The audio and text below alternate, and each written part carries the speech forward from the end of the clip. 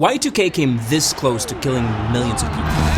Elevators may stop, airplanes and trains may come to a halt. In the safety of 2024, because nothing bad happened, Y2K is already the subject of comedy, meme, and an A24 film. This is not one of the summer movies where you can close your eyes during the scary part. But the thing was real, and it was thanks to hundreds of billions of dollars that nothing happened. And we can make fun of it now. Global computer apocalypse. Sorry guys, I guess you're... People were so freaked out that the US and Russian militaries actually cooperated, which by the way ended with this guy becoming president exactly on January 1st, 2000. Maybe we can learn a lesson or two for the upcoming Y2K 38 bug, which I'll get to. We're not 100% sure who was the first to figure it out, but this dude, Bob Beamer, was the first to try to warn us about it. By the way, Bob is known as the father of ASCII. You owe him thanks for your escape key. I'm old enough to remember it, but even if you aren't, you've probably heard about this. The problem was that computers were not gonna be able to handle the change from year 99 to year 00, and all hell would break loose. But this problem actually dates back to punch cards, because each punch card could fit up to 80 characters by punching a hole in each of its 80 columns. And since that time, years were abbreviated to 2 digits, sometimes even 1 digit, to avoid wasting literally 3% of the storage of a card on a number that was just too obvious to spell out. Now, the first personal computers maintained this practice. By the 70s, 1 kilobyte of RAM could cost around $100, so an iPhone 16 built that year would cost over $800,000 just in the RAM, almost as much as buying that extra RAM upgrade for your MacBook. Now, if they had used that 19 for the year, each number on each date would have required 2 extra bytes. With 500 rows, this would require about $100 worth of RAM just to store or to process those 2 extra digits. I'm one of the culprits who created this problem. I used to write those programs back in the 1960s and 1970s, and was proud of the fact that I was able to squeeze a few elements of space out of my program by not having to put a 19 before the year. That's Alan Greenspan, who was the chairman of the Fed when 2000 finally came. His massive interest rate hikes were in part what triggered the dot-com bubble, but that is a story for another day. Now, nobody paid Bob much attention for decades, but by the 80s, people had started to figure it out. Will it happen? I don't know. We just have to be prepared. Y2K? Y2K. We are preparing for the downside of Y2K. Everyone here is waiting for the same thing, the stroke of midnight. What if after switching from 99 to 00, the computer thinks it's actually 1900? What happens to your bank account if you aren't even born? What happens to interest rate calculations, your loan payments, your credit card, and its 2-digit expiration date? Planes and trains all had computers that people didn't necessarily understand very well, so could a plane fall out of the sky if its computer breaks? Add to that, of course, the religious Armageddon fears of reaching a new millennium, and of course, people trying to make money off of it. Well, God says my job is to warn you. People in the 90s were panicking. Earth's darkest day be man's finest hour. As to the dangers that are coming to the entire globe when the clock strikes midnight, December 31st, 1999. This is a goddamn Greek tragedy. Now, plenty of countries created dedicated task forces and put their armies in warning ahead of the year change. Countries like Norway, Finland, Romania, they all changed their ID systems to include the century where people were born. The US Congress passed a law, the Y2K Act, to protect companies from potential Y2K related lawsuits. And as early as 1987, the New York Stock Exchange had spent up to $20 million hiring programmers to fix this. I sit in a cubicle and I update bank software for the 2000 switch. But the 1990s engineers did not come cheap, because the internet was coming alive. Dozens of companies had jumped on this bandwagon, sometimes with useless ideas that were never gonna work, but still managed to raise millions of dollars. And people were investing in this dot-com internet thing, even though they didn't understand it.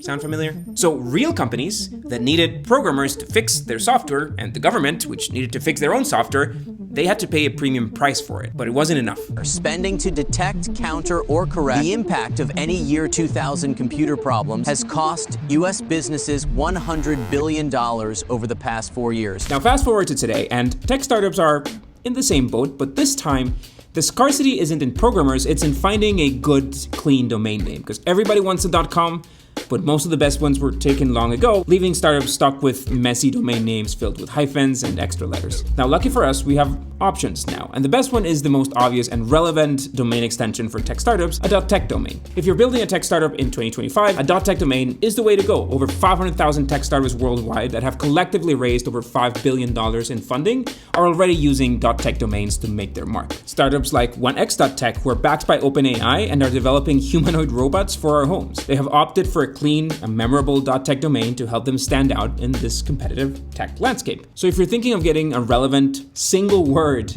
.tech domain for your startup, you should head to a domain register or use our code Slidebean2024 for an exclusive 50% discount on the first year if you buy it at go.tech/Slidebean. Also, this year we've partnered with them to pick one startup a month that's using a .tech domain for free office hours with my team and I.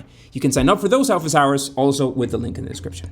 Thanks .tech for sponsoring today's video. The actual nuclear reactor itself, that happened at midnight. 7 nuclear power plants had minor computer problems. We were not able to process the information that the satellites. There's an entire wiki dedicated to the stuff that broke on January 1st, but let me give you some of the highlights. The first Denmark baby, born on January 1st, was recorded as being 100 years old. A bank in Germany sent a customer $6.2 million because their account statement of their 100-plus-year-old account said that was his balance. A video store in North Korea and another one in New York came up with late fees of tens of thousands of dollars for a tape that was 100 years overdue. In more serious examples, a Y2K bug that went undetected through May incorrectly estimated the odds of some pregnancies to carry a child with Down syndrome.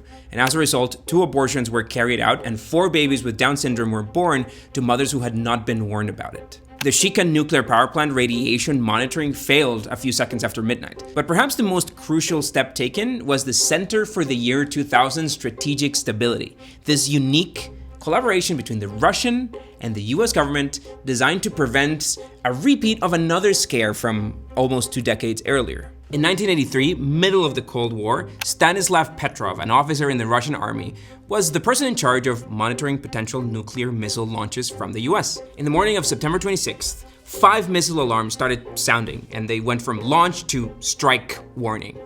The textbook action, the direct instruction he had, was to report this up the chain of command as soon as possible. Now, the USSR had minutes to react before becoming a smudge on the map. And yet, Petrov figured that it had to be an error. According to his account, all of the data said that it wasn't, and yet he chose to wait, saving the world from World War III. Now, because of that one and many other close calls, the US and Russian governments got together to set up this unprecedented team. And they not only agreed to chill between them, but actually flew a team of 18 Russian military advisors to an Air Force base in Colorado Springs. And they were there to stay through the new year and together monitor all their systems to ensure no early warning system glitches pulled off another scare like the one from '83. Meanwhile, Greg Frazier, who was a civilian employee of the Department of Defense, he had to fly to Moscow to deploy sat phones and allowed the White House and the Kremlin to stay in touch. And the US embassy had been evacuated, so he had to mostly work alone in the cold Siberian snow. Reports say that the Russians had an absolute blast in Colorado because they set up a special tent for smoking because you can't smoke in a federal facility, and they took them shopping. And meanwhile, Frazier had to travel through the Siberian winter to reach this telegraph office, which was the only safe way of communicating with the team back home. Guam was the first US territory to hit 2000. Nothing happened. And one by one, each one of Russia's 11 time zones passed the new year. Moscow came into 2000 with no incident, and CNN was getting ready to film the success story, and then suddenly, an alarm. Now everybody panicked because the system had detected 3 missiles that had been launched by the Russian military during the war in Chechnya. Now the US-Russia deal required that all missile launches with 500 plus kilometers in range to be reported to the other party. Now, these were short-range missiles that didn't technically need to be reported, but that were still detected. We highly recommended that they stop this activity. This is not a good time to be launching missiles. Now, thanks to the trust, the workforce, and the billions of dollars that had been spent, this was de-escalated rather quickly, until at 5 a.m., the phone at the telegram office rang. Сегодня, в последний день уходящего века, я ухожу в отставку. Он просил меня обратиться к стране. С Новым годом вас! С Новым vehicle. But the troubles of weird computer date changes are not over. In 2013, the Deep Impact Satellite, remember that one? It's the one that sent that probe that crashed into the asteroid. In 2013, it glitched. After a month of trying to figure out what happened, the team finally found a clue. The satellite had come offline on August 11th at 12:38 a.m. Now that's exactly 4,294,967,295 deciseconds after January 1st, 2000. So why is that a problem? That number, the 4 billion number, can also be represented as 2 to the power of 32. In binary, you would express that as 32 ones. And that's how the spacecraft actually stored that date. If you add an extra 1 to that, because it's just 1 decisecond after, that number is gonna overflow and it's gonna go back to 0. Not different from what happened in Y2K, going from 99 to 00. Now, when the spacecraft launched in 2005, 32-bit processors were the norm. That means that they could handle instructions and data sets of up to 32 bits. Consequently, computers were limited to 4 gigs of RAM, so no Google Chrome for any of these computers. Now, 64-bit processors are the norm now, and this isn't really a problem anymore, but it is a problem for any machine that's built with that type of system, and there are plenty. Now, this dates back to a time management system called Unix time, which, just like the spacecraft, counts seconds after an initial date. In this case, the Unix epoch, which started on January 1st, 1970. Just like the satellite, this stores the number of seconds that have elapsed after that initial date. Which sounds like a silly way to keep track of time, but it's actually a super clever way to stay aligned with the sun and to atomic time by using leap seconds instead of leap years. Anyway, just like the satellite, that number is stored as bits, as in any computer. And in this case, we use 31 bits plus 1 extra bit at the beginning to determine if the number is positive or negative. Now, exactly 2 to the power of 31 seconds after January 1st, 1970, that's at 3:14 a.m. on January 19th, 2038, this number is gonna turn into this number. And since that first bit is to be used for the negative sign, the computer is actually gonna think that it's the year 1901, which is 2 to the power of 31 seconds before 1970. Now, file systems like FAT32, query languages like SQL, and pretty much any old computer, for example, those on cars, added to control your ABS systems, your brakes, your traction control, your four-wheel drives, all of that's gonna glitch. Now, some 32 versions of Android have been confirmed to have the 2038 bug, and for example, if you set the phone close to that date and then turn it off, it just won't restart again. Now, lucky for us, we kind of knew about it and we shifted technologies way ahead of time. And on the new 2 to the power of 64 limit, we really won't have to deal with this issue until Sunday, December 4th in the year 292,277,026,596 at 3:30 p.m. or so. Maybe this video will be a warning for future humans or GPTs or whoever is in charge. Now, if you want to stay on this retro 2000s train, you should check out our video about the dot-com bubble. We'll see you in the next one.